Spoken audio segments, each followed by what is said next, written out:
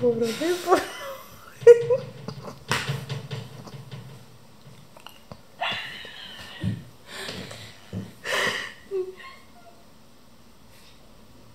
Σταμάτα γιατί βλέπω ότι γελάμε και δεν τα κάνει.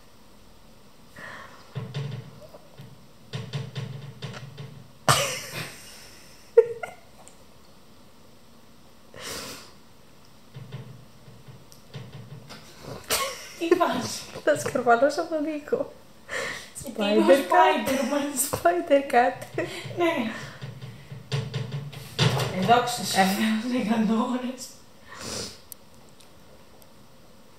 Δεν μου αρέσει αυτό που ακούω. Είναι σίγουρα δεδομένο πολύ καλά.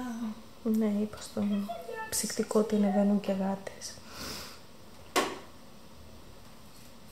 Εγώ ακούω το κλακ κλακ και νιώθω ότι θα...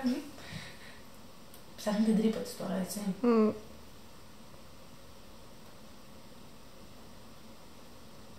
Άλλη, τι ωραία, τώρα μπορώ να κάνω πιο εύκολα βόλτα στο κουρτινόξυλο. Ναι.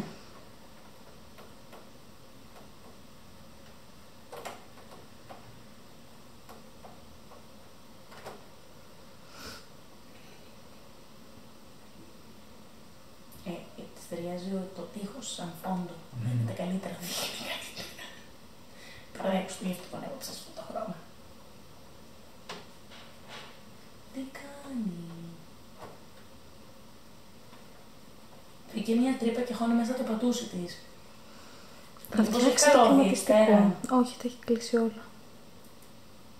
Πες μου θέλει να πρίξει την πληθύνη τώρα. Μπορεί.